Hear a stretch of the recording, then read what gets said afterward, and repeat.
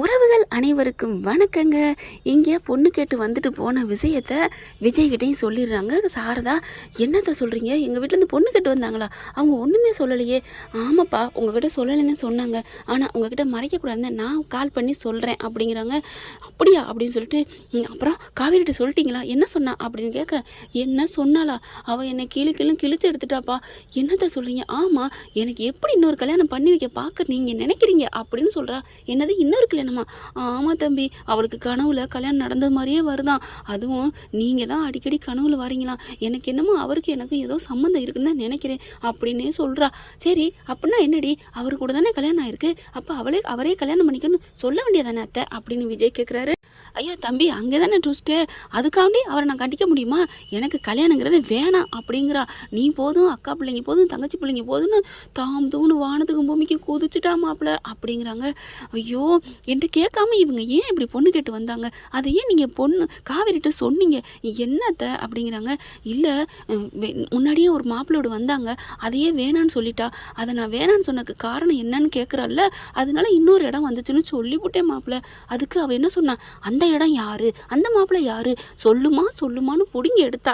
நான் உங்களை தம்பி, நீங்கள் தான் தம்பின்னு சொன்னேன். யாரு? அந்த விஜயா?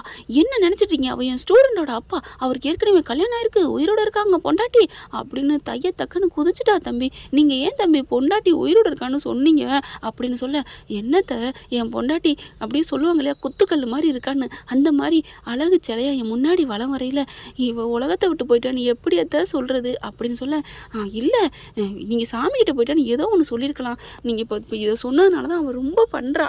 உயிரோடு இருக்க பொண்டாட்டி என்னைக்கு வேணாலும் சேர்ந்துருவாங்க, ராசி ஆயிடுவாங்க. எப்படிமா இந்த மாதிரி ஒரு காரியத்தை பண்ணுன்னு என்னை திட்டி விட்டா. உங்களை பார்த்தா செம்ம கோவத்தில் இருக்கிறா, கேட்காம விட மாட்டாலாம்.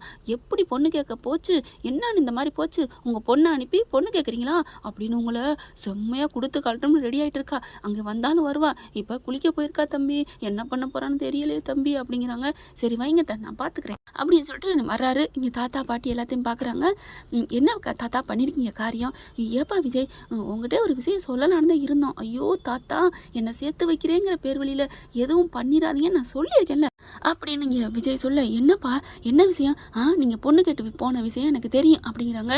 சாரதா சொன்னாலும், ஆமாம் அங்கே என்னென்ன நடந்துச்சு தெரியுமா அப்படின்னு சொல்லிட்டு சாரதா சொன்னதை பூரா சொல்கிறாங்க. ஐயோ, இவ்வளோ கோச்சிக்கிட்டாளா அப்படிங்கிறாங்க. ஆமாம் தாத்தா, ஏன் தாத்தா இப்படி?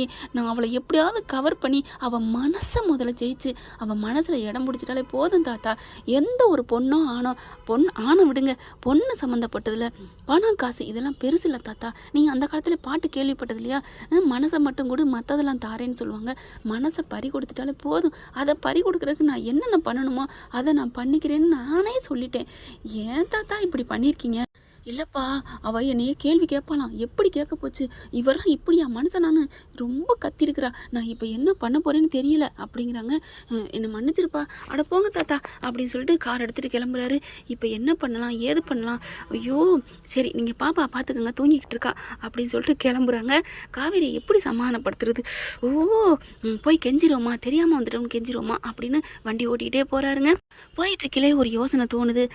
இப்படி பண்ணுவோம், கரெக்ட், இதான் நல்லது அப்படின்னு சொல்லிட்டு ஏதாவது காலில் விழுந்துருவோமா அப்படி இப்படின்னு பல யோசனையில் போகிறாரு. இங்கே காவேரி குளிச்சுட்டு வேகமாக கிளம்புது. ஏய் சாப்பிட்டு போடி. இல்லை, நான் அவரை சும்மா கேள்வி கேட்காம விட மாட்டேன். ஏய் ஏதாவது சாப்பிட்டு போடி, அப்போ தாண்டி தெம்பா சண்டை போட முடியும். அம்மா தெம்பலாம் அதெல்லாம் தன்னாலே வருமா? எப்படி பொண்ணு கேட்க அனுப்ப போச்சு? நான் கல்யாணம் பண்ணிக்கிறேன்னு சொன்னேன்னா, உங்ககிட்ட ஜொல்லு வடிஞ்சனா அசடு வடிஞ்சனா இதெல்லாம் நான் கேட்காம விட மாட்டேன் அப்படிங்கல கதவை தட்டுறாங்க. யார் அப்படின்னு போய் கதவை திறந்தா விஜயை பார்த்தோன்னா செம்ம காண்டாகுது காவேரிக்கு. அப்படியே கொதிச்சு போய் காவேரி நிற்கிறத விஜயும் பார்க்குறாரு. கவலைப்படாதீங்க ஃப்ரெண்ட்ஸ், நான் சிரிக்கையிலே தெரியுது இது வெறும் காமெடியாக தான் போகுது. காமெடி பீஸ்ன்னு சொல்லுவாங்க இல்லையா. இப்போ என்ன நம்ம விஜய் பண்ண போகிறாரு அப்படின்னா, காவேரி இப்படி நிற்கிறாங்களா, அப்படியே இப்படி எப்படி நீங்கள் இப்படி பண்ண போச்சு அப்படின்னு கை வரல அப்படி தூக்க போகிறாங்க காவேரி. அடுத்த செகண்டு நம்ம விஜய் முந்திக்கிறாரு.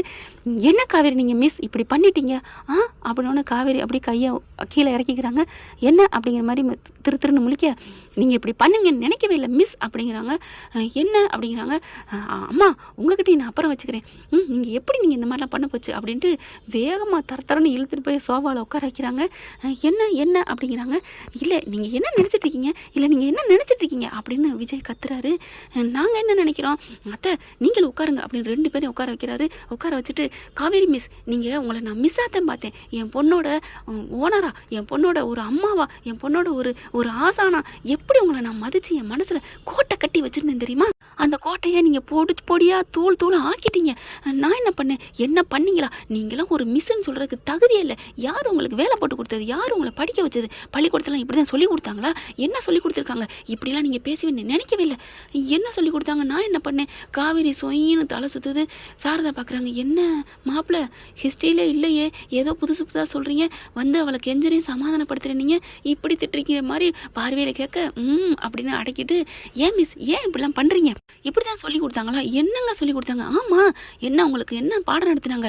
நீங்கள் பாடம் நடத்த போங்க, அங்கே ஸ்டூடெண்ட்டாக ஒரு புள்ள வரும், அந்த பிள்ளையோட அப்பா அழகாக இருப்பார், அதில் என்ன மாதிரி கோட் சூட் போட்டு கெத்தாக இருப்பாங்க, வசதியாக இருப்பாங்க, பணக்காரில் இருப்பான், அதில் அழகாக இருப்பான், ஆணழகனா அவனை எப்படியாவது ப்ராக்கெட் போட்டு கல்யாணம் பண்ணிக்கலாம் அப்படின்னு சொல்லி கொடுத்தாங்களா? என்னது, என்ன இப்படிலாம் சொல்கிறீங்க அப்படின்னு காவேரி சொல்ல, ஆமாங்க, எப்படிங்க நீங்கள் என்னை கல்யாணம் பண்ணிக்க நீங்கள் எப்படிங்க சம்மதிக்க போச்சு?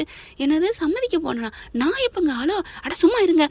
நான் உங்களை கல்யாணம் பண்ணிக்கிறேன்னு சொன்னேன்னா என் பொண்டாட்டி தவிர என் மனசில் யாருமே இல்லைன்னு நான் சொல்லியிருக்கேன். என் புள்ள தான் எனக்கு உலகம். என் பொண்டாட்டி இந்த உலகத்தில் இல்லைனாலும் என் மனசுக்குள்ள இருக்கா, என் உயிரோட என் மனசுல இருக்கா. அதைத்தான் நான் உங்ககிட்டயே சொல்லியிருக்கேன். அவன் இந்த உலகத்தை விட்டு போனாலும் உயிரோட இருக்கிறதான் நான் நினச்சிட்டு இருக்கேன்.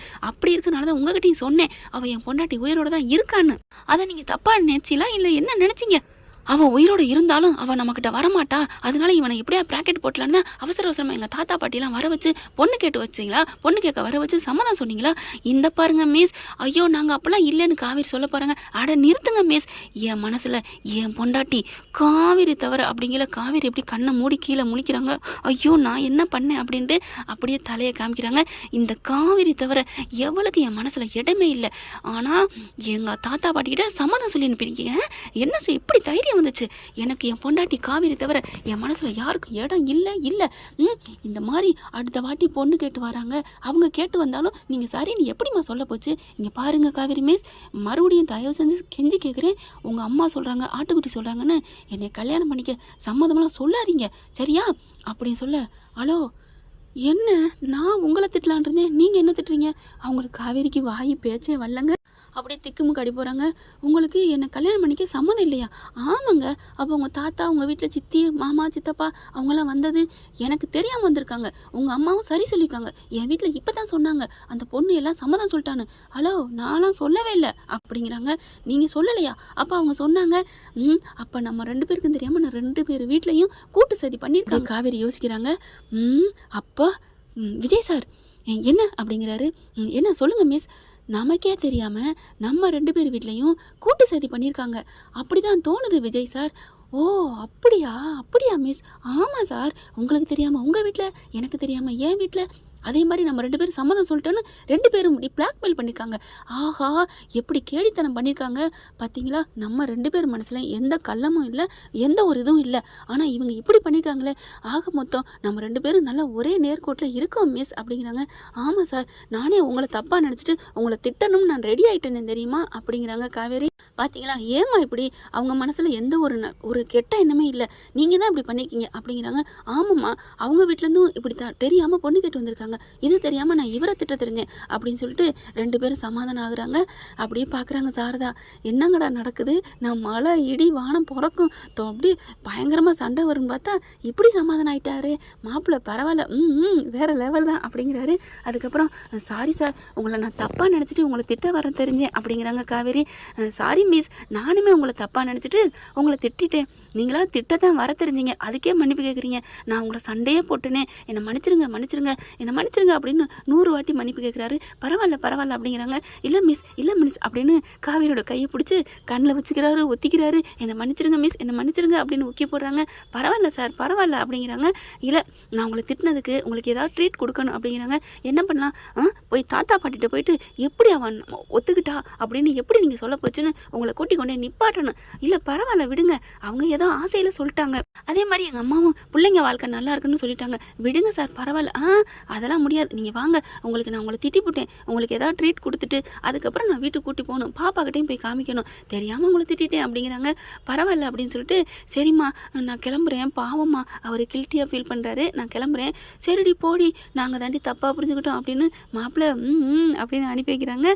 ஏதாவது அவளுக்கு பிடிச்சதை வாங்கி கொடுங்க அப்படிங்கிறாங்க. அதாவது உங்களை திட்டினதுக்காக ட்ரீட் வாங்கி கொடுக்குறேன் மிஸ், வேறு எந்த தப்பான எண்ணம் இல்லை, தெரியும் சார் அப்படின்னு சொல்லிட்டு 2 பேரும் கிளம்புறாங்க. சே, நம்ம தப்பாக திட்டோம்னு இவர் எவ்வளோ மனசு வருந்தி தப்பு பண்ணிட்டோன்னு மன்னிப்பு கேட்குறாரு, எவ்வளோ பெரிய நல்ல மனுஷனாக இருக்காரு, பரவாயில்லையே, இவரை கட்டிக்கலாமா ஏற்றுக்கலாமா அப்படின்னு கொஞ்சம் மனசு கன்சிடர் பண்ணலாமா அப்படின்னு யோசிக்க ஆரம்பிக்கிறாங்க நம்ம காவேரி செல்லா குட்டி. இதுதான் முதல் படி. இனிமேல் போக போக மனசு மாறலாம். என்ன ஃப்ரெண்ட், இப்படி போனால் நல்லா தானே இருக்கும். இந்த பதிவு உங்களுக்கு பிடிச்சிருந்துச்சுன்னா உங்கள் பொண்ணான கையில் ஒரு லைக்கை போட்டு சப்ஸ்கிரைப் பண்ணிடுங்க. Thank you friends.